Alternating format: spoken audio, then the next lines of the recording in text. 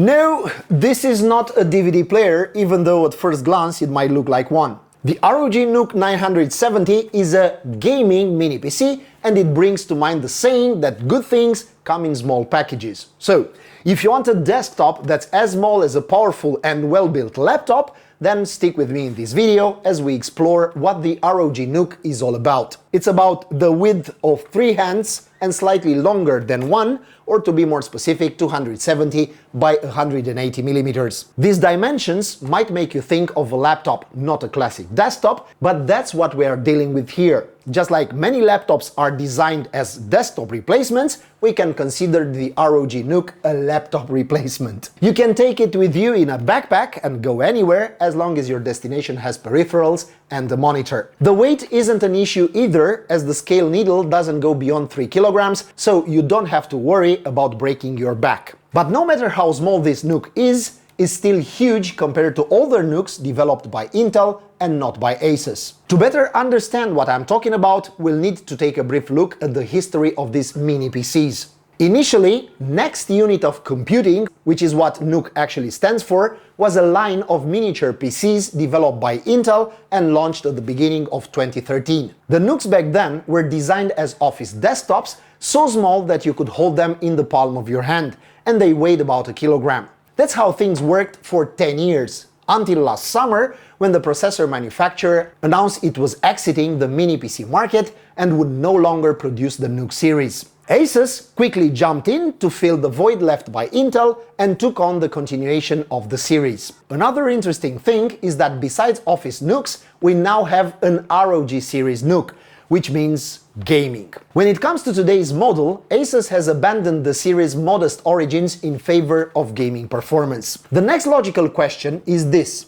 how much power can a system packed in such a small case deliver? Inside we have an Intel Core Ultra 9 185H processor with 16 cores and 22 threads, running at a base frequency of 2.5 GHz, but capable of reaching up to 5.1 GHz in max turbo. It's a Meteor Lake, so it also comes with an NPU running at 1.4 GHz. I took advantage of the existence of this NPU and used Windows Copilot, but it still hasn't convinced me that it's important. I tested the Copilot application in a rather silly but effective way, asking the AI to transform a modern hip-hop song in the style of medieval minstrels while keeping the structure of the lyrics and the message behind them. Unfortunately, it couldn't complete the task, even after several attempts. Excuse my childishness. In everyday tasks like summarizing long texts or composing emails in different styles, it performed okay. But I know very few people who would use AI like this, at least at this point. On the graphics side, the ROG NUC 970 doesn't disappoint. It has a laptop RTX 4070 that can handle almost all new games, as we'll see shortly. The memory and storage can vary depending on the customer's choices, but the system we tested has 32 gigs of DDR5 RAM running at 5600 MHz and a 1TB PCI Express 4.0 SSD. The specifications mentioned above delivered performance similar to that of current generation consoles, and this detail, along with the fact that the PC's dimensions are much smaller than those of a PS5 or Xbox Series X, makes the ROG NUC 970 a champion of miniature-sized gaming devices. Connectivity is also decent for a system of these dimensions. On the front, we have two USB 3.2 Gen 2 Type A ports, a combo jack for headphones and microphone, and an SD card reader. On the back, there's an HDMI 2.1 port, two DisplayPort 1.4, a Thunderbolt 4 port, and the last four are USB Type A ports, two 3.2 Gen 2 and the other two 2.0. Wireless connectivity is provided by Wi-Fi 6E and Bluetooth 5.3. The Armoury Crate application, specific to ROG systems, has a solid interface that allows you to create performance profiles or even buy games.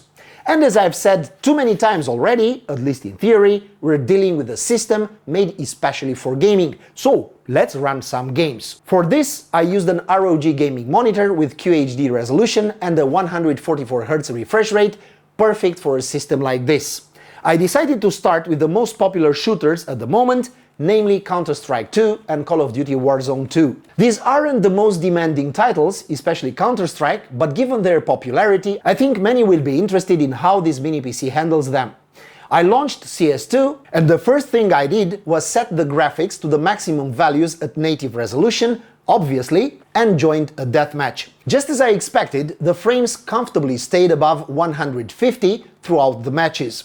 It was a real pleasure to have such a smooth gaming experience, and even though I didn't have a great kill-death ratio, mainly because I suck at the game, I can say I had fun. With the next title on the list, I did the exact same thing. I launched the game and immediately went into the graphics settings to choose the maximum. The frames dropped noticeably compared to Counter-Strike, mainly because we're dealing with a slightly more demanding game, but it still ran decently. In Call of Duty Warzone 2, I had a constant 100 FPS, even when bullets were flying on the screen from 5 or 6 directions at the same time. My only issue was the stutter that was noticeable in several situations. It's hard for me to believe this is the fault of the NUC 970. I'm more inclined to blame it on the game's poor optimization, especially since after thorough investigations on Reddit, I learned that other owners of Intel processor systems are facing the same issue. Other than this minor drawback, honestly, I don't have much to complain about. If you want to have fun with some FPS games, this tiny system is just right. One game where it didn't perform as well as I expected is another FPS that's also an RPG, Cyberpunk 2077, which almost 4 years after its initial release still poses a challenge for many PCs designed specifically for gaming. Initially, I started the game with the maximum graphics settings and ray tracing, but my attempt failed miserably and the game couldn't go above 20 FPS. Things went smoothly after I set the graphics to medium, turned off ray tracing, and set DLSS to balanced. I played for over an hour, during which the frames didn't drop below 55, and the experience remained fluid throughout this experiment. The game still looks good even like this, but keep in mind that you don't need the same high frame count when running a title like Cyberpunk